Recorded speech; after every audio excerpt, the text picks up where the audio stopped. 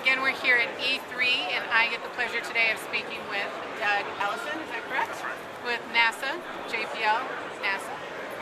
And we want to know what you do, because we've gotten the opportunity to speak to a lot of great people today from NASA. So can you tell our listeners and readers what it is you do?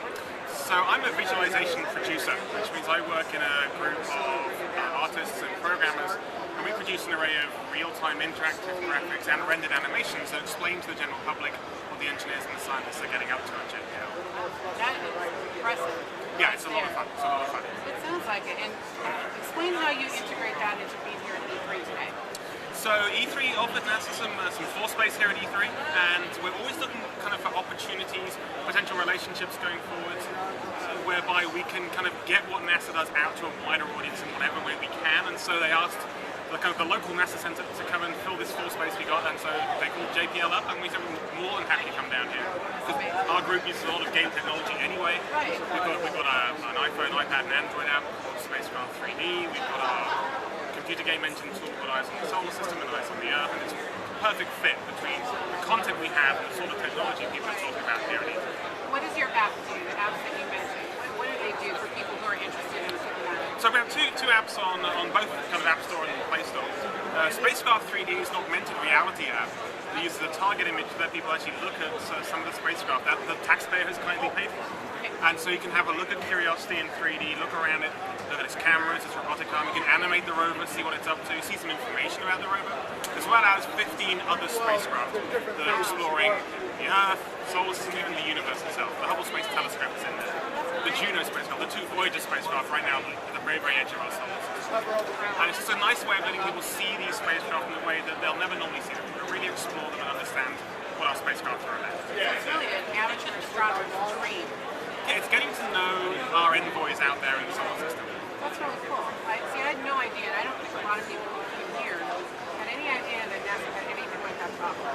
Often, normally if we go to a conference, it's normally a science conference where people are very, very familiar with our content, with our spacecraft and with what they do, but they have no idea about the technology. Here it's turned completely on its head, and they're looking at technology they're familiar with, but with content they've never seen before and didn't even expect to see. And that's a real nice surprise for them, I think.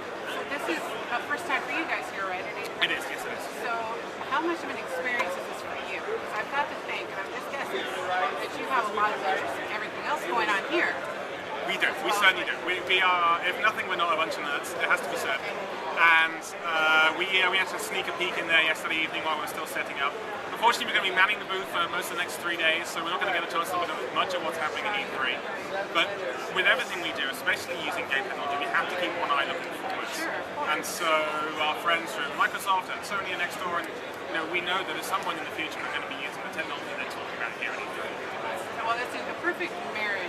Exactly. Having you guys here, right here at the foot of everything happening in the next year of technology. Exactly. Is there anything in particular here that you've heard over the past day, maybe today, that you're interested in investigating and seeing yourself? It's always about what the piece of equipment, the piece of technology that the most possible number of people at home are going to have. Right. Because that's when we can leverage the broadest possible reach for our technology. And so I'm pretty excited about things like the new Xbox, the new PlayStation, the Wii U, things like that. What can we do with those in the future? What partnerships can we set up at this point? And leverage, share our data with people who use those devices. Things like that. Get our data, our story out to the public. And both those devices we know are going to be huge hits in the next 5 years or so. And so understanding who's using them, what they're going to be using them for, and hopefully injecting our content and our story into that use is going to be very, very important. I'm pretty excited about this. Yeah, it seems like perfect timing, really, because, for an example, you have a game to my right, which we're going to show in a little bit, that is really cool, and that I would not have really known that existed on Xbox. This was a perfect example. It was a relationship in that Microsoft and JPL collaborate on this. It's a play landing on Mars. It's fantastic. Now, without JPL's input, Microsoft couldn't have made a game like that. They wouldn't know how the thing works and what it looks like. And without Microsoft's help, we could never have made this beautiful, polished game for the Kinect. I mean, it is beautiful. It really is, which is why I want to have a whole demonstration of it. But that's the thing. Now you have this platform here at E3 where people are going to, because I've talked to a couple people kind of, what's NASA doing here, and I say, oh, well, you should check this out, And exactly. This is probably kind of the best kind of example of, here's what we can do if you come and work work on this. Here's what we can do if we collaborate on something. And so we can then say, so, what can we do with you? How can we help you, and maybe how can you help us as well? Have you had anyone from Not yet, but I hope they do, because I think there's a huge opportunity for them and us to both get a great deal out of even just a simple as now we're going to shift away from we're a music and entertainment magazine primarily. Yeah. So I heard that you kind of like music. Just a little bit. Just a little bit. What do you like? What is in your realm? So I jokingly said that I like anything as long as it isn't people screaming at me. So that includes opera. Essentially, I get rid of that, and I'm good with anything else. Just throw it out. Yeah, anything else, not German people shouting at me. I'm good at that. So maybe lose the opera and lose kind of Du Hast, and I'm good. Okay. Well, a lot of Americans do their fair share of screaming. Well, yeah, as an import, I've enjoyed America's unique style of screaming. I must admit, I grew up in rural England, so it wasn't like the big pub scene or the big music scene. It was so. My tastes are probably a little bit more sedate and sedentary than most people. Unlike most people, I like Coldplay unironically. No, I can appreciate that. Right. But I also like a lot of choral stuff. I like decent choral music as well. Foray's Requiem, Carmina Burana, stuff like that. Really rich, broad, deep sounds from the ages. But also things like Coldplay. I love myself a bit of Green Day, Foo Fighters, that sort of stuff. And the more mainstream type stuff. Well, it's a nice eclectic bunch of artists, which is nice. Exactly. It's nice to have that on your plate. Yes. Well, now we need to do something fun. I think it's fun. It's up to you. You get to ask me anything you want to take us out of the interview. We're not censored.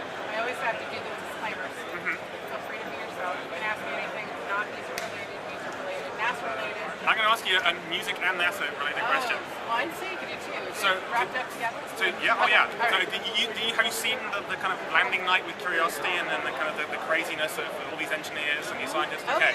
So, what would be your single track soundtrack to go with that? What is the music for that night for you? Wow, that's an excellent. Because I have one in my head, but I want to hear it. Yes. Now we're talking for that moment. Yeah, if you're doing like moment. the slightly cheesy montage of everything that happened that night, interspersed with cuts of the animation, that sort of stuff. What's the soundtrack for that? Gotta say Led Zeppelin House is cool. I mean, I'm thinking Kashmir right at that point. Oh, Kashmir, yes. That's just epic for anything, really. You can just take that's kind of a cop out, but I can see that playing throughout that whole experience. And we watched the landing the whole time, the whole experience. Good answer. I like that. Yeah, good answer. What would you put? I would use this. There's one track from the movie Inception that actually, as we were wrapping up the animation at MSL, we found a website where you can mash two YouTube videos together, and we had the early beta of this animation. And one of the tracks from Inception, and the way they matched the pacing, even to the beats of dramatic moments in the animation with the dramatic moments in this Inception soundtrack, it was staggering. Really? We almost refused to believe that They didn't write it for you? Yeah, it was that good. And so when we did the 7 Minutes of Terror video, you can see it's very heavily influenced by things like Inception or things like that. That's excellent. I hadn't thought about that. Do you know the name of the track? I think it's like track 4 or 5 of the Inception So I'm going soundtrack. to check it out. Yeah, it's really good. That's great. Thank you so much for taking the time to do this. My pleasure. Great to meet you. And you. And we are out again.